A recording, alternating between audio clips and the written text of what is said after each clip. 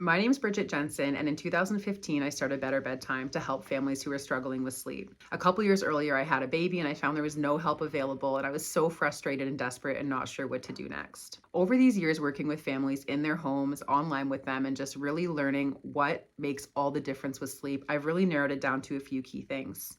You really only have control over so much. What's not in our control is how long it takes our baby to fall asleep or how often they wake in the night. What I can control is the timing of their sleep, where they sleep, and how I respond to these wakings or any feelings of upset. Being responsive, making sure every need is met, while still allowing them a little bit of space to find their way to sleep. Where's that fine line there, and how do we know what to do? Any family that reaches out to us, we ask a few questions because are our expectations reasonable? If I get a call, and I do sometimes, from a mom of a 2-week old wanting them to sleep all night, I obviously have to say, sadly, that's not in the cards for us right now. Instead, here's what you can do to get through this season that you're in. But when we're getting 3 to 4 months and up, and we're still not sleeping well, bedtime's tricky, you're having false starts, maybe you're having lots of wakings in the night, or maybe your baby falls asleep beautifully but just won't stay asleep for nights or for naps. Either way, there's usually something that you can do to help this. So first, we know we have reasonable expectations. I know a baby who's 4 months old is likely going to still need a feed in the night, right? That's pretty reasonable.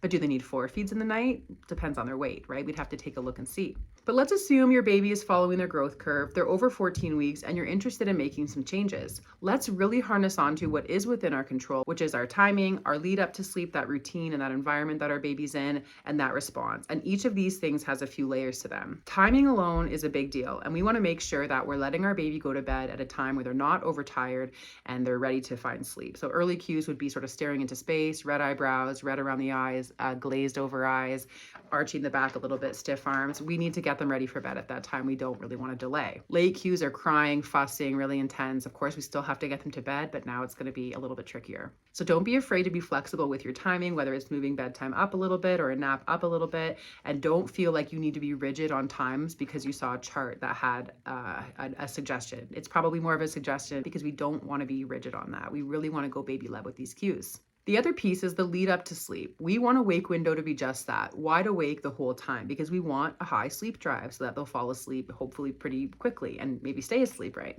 Also looking at that routine lead up, we want to make sure every need is met. They're in clean attire, they have a fresh bum, they have a full tummy because they've had a feeding at some point in that wake window, especially the moments leading up to sleep. And that way we can rule out, okay, we know all their needs are met. The next is we put them down, and how do we respond to them? Are we lingering over the crib? Are we going to give some comfort? I'm assuming if they're upset. If they're just kind of squawking, whining, meh, meh, meh, a little bit of chatting, do nothing. Let them find their ideal position. It doesn't have to be your job to put them into a state of sleep when you're considering sleep training, right? We're really shifting our perspective. We're getting our baby ready for bed. We're not putting them to sleep. So let's say we've done all these things. We have reasonable expectations for our baby's age. We're putting them down a good time. We have a great routine. The room's in tip-top shape. It's nice and dark. We have some white noise. We've done everything, but they're still not sleeping well. There's another layer of things we can look at here that we could be missing. And sometimes it's feeding related. I sometimes see parents who are so hyper focused on sleep that they're not actually feeding their baby enough. And I completely relate to this because it's really all consuming when sleep's not going well. But just making sure they're fed enough in that wake window. And let's look into that further. If they're on the breast or the bottle. If they're on the bottle, has your nipple size increased as they've gotten older? I feel like no one's really given notice about this kind of thing, but the nipple size has to go up as they get older. Are we sure they're getting a good feed? Same with breastfeeding.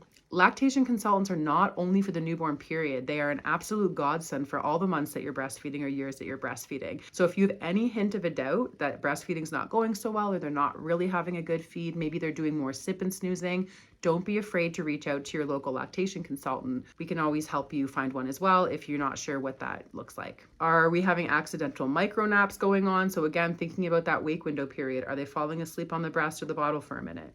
Are they falling asleep in the car for a minute and then we're hoping that they'll go to bed in the crib, but now they just had a moment of sleep and they're going to fight it, right? So are we really watching that piece as well? So while we can't control how long it takes our baby to fall asleep or how often they wake in the night, by harnessing control of these things that we can focus on, that really can shape sleep night over night. So let's let go of these things we can't control and hold on to what we can. Every night's a new night. Every nap is a new chance. Go easy on yourself. You don't have to be super rigid on it. You can choose what works right for you and test some of these things because guess what? Tomorrow's a new day. We can try something else if it doesn't work well. My best advice to you is to trust your instincts and sleep in a way that feels right for you, no matter what outside noise is coming your way. If you do choose to sleep train or you're interested in making big changes to sleep, we would welcome a conversation with you. We have free intake calls for 15 minutes where you can speak with one of us and ask all your questions. You can also book us online at any time, 24/7. You can book or write me a message. I always love to hear from families. The next 2 nights are going to go by anyway. You might as well do something.